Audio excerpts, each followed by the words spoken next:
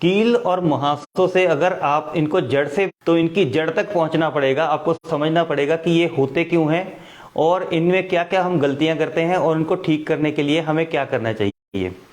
सबसे पहले हम समझते हैं कि हमारे जैसे इस तरीके से सेबेशियस ग्लैंड्स होते हैं, इनमें से सीबम निकलता है, एक तरह का ऑयली पदार्थ निकलता है जो कि स्किन को प्रोटेक्ट करता है, स्किन को जो है वो नरिश करता है और उसको मॉइस्चराइज करता है।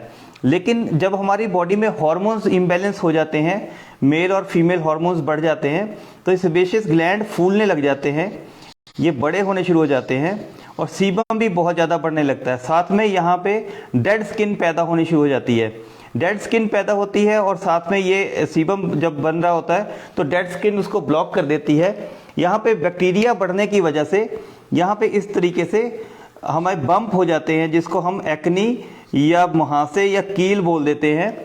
ये इस तरीके से जो कील जब बन जाते हैं तो वो जो बहुत पेनफुल भी होते हैं, कई बार पस भर जाती है और फेस को बहुत ज़्यादा ख़राब कर देते हैं।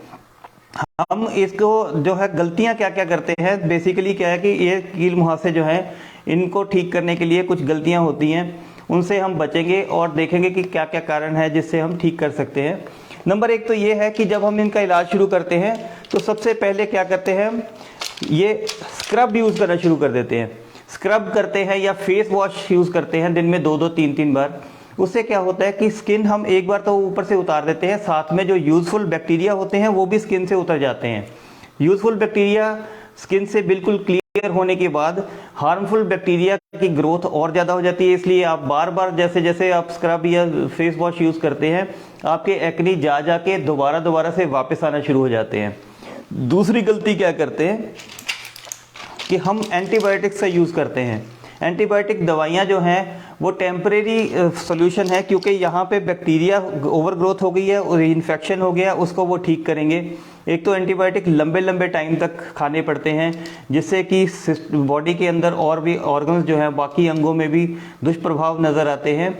और दूसरा जो है यहाँ पे बैक्टीरिया, एंटीबायोटिक को नहीं पता कि कौन सा अच्छा बैक्टीरिया कौन सा बुरा बैक्टीरिया है, वो अच्छे और बुरे दोनों बैक्टीरिया को मार देगा और जो बैक्टीरिया दोबारा से पनपेंगे वो बहुत ज़्यादा रेजिस्टेंट होंगे और भी लंबे लंबे कोर्स हमें एंटीबायोटिक के लेने पड़ेंगे।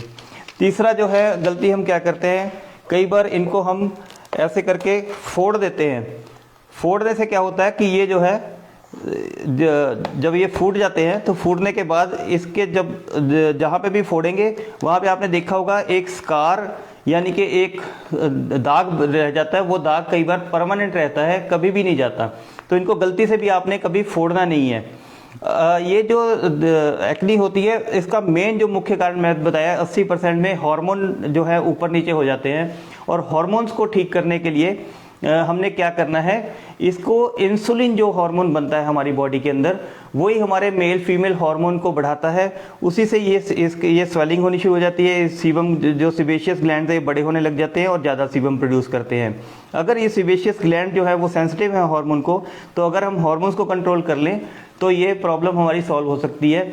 अब इंसुलिन किन किन चीज़ों को खाने से बढ़ती है, वो है कार्बोहाइड्रेट। कार्बोहाइड्रेट मुख्यतः हमारे दो सोर्सेज हैं हमारे खाने में। नंबर एक है मीठा, चाहे वो चीनी हो, चाहे गुड़ हो, चाहे शक्कर हो, चाहे वो शहद हो, चाहे वो देसी खांड हो। ये हमें अपने खाने से निकाल देना है, बिल्कुल बंद कर देना है। क्योंकि जो हमारे जो हार्मफुल बैक्टीरिया जो हैं यहाँ पे जो ग्रो कर रहे हैं, ये ग्लूकोज के ऊपर पलते हैं। जो बॉडी के अंदर जितना ज़्यादा ग्लूकोज बनेगा उतना ज़्यादा जो है ये बैक्टीरिया पैदा होंगे। दूसरा जो हमने क्या करना है कि अनाज हमने कम से कम कर देना है, चाहे वो राइस है, चाहे वो आटा है, चाहे वो मैदा है, चाहे वो कोई भी किसी तरह का भी अनाज है, इसको आप कम से कम खाएं, जितना कम हो सके उतना खाएं। हो सके तो बंद कर दें। बहुत सारे लोग अनाज बंद नहीं कर पाते हैं, लेकिन उसको कम से कम खाएं, क्योंकि जब भी आप अनाज खाते हैं बॉडी के अंदर इंसुलिन बढ़ती है। इंसुलिन बढ़ेगी तो ये आपके एक्ने या पिंपल्स भी बढ़ेंगे। तीसरा, एक कईयों को ये मिथ होती है, हम आमतौर पे सुनते हैं कि अंडा नहीं खाना चाहिए, अंडा खाने से जो है वो गर्मी होती है और गर्मी होने से जो ये मुहासे बढ़ने शुरू हो जाते हैं। तो ऐसा कोई कुछ नहीं है। अगर आप अंडा खाते हो, अंडे के अंदर बिल्कुल भी कार्बोहाइड्रेट नहीं होते। तो अगर आप अंडा खा सकते हैं, मैं उनको नहीं कहता जो नहीं खाते हैं, जो खा सकते हैं वो कम से कम 3 अंडे डेली खाएं। एग खाने से क्या होगा, आपको एक तो अच्छी क्वालिटी का विटामिन ए मिलेगा, गुड ऑयल मिलेगा और जो गुड फैट मिलेगा बॉडी के अंदर, और साथ में प्रोटीन जो है वो आपकी रेजिस्टेंस को भी बेटर करेगा, आपकी इम्यूनिटी को बढ़ाएगा, और साथ में जो है आपकी इंसुलिन लेवल्स जो हैं वो कंट्रोल में रहेंगे, क्योंकि एक टाइम आपका खाना आपने बंद करके अगर 3 अंडे खा लिए तो आपको उस टाइम इंसुलिन बिल्कुल भी बॉडी में रेज नहीं होगा और आपके एक्ने को कंट्रोल करने में हेल्प मिलेगी। वीडियो देखने के लिए धन्यवाद। अगर आप मुझे संपर्क करना चाहें तो इस नंबर पे आप व्हाट्सएप करें।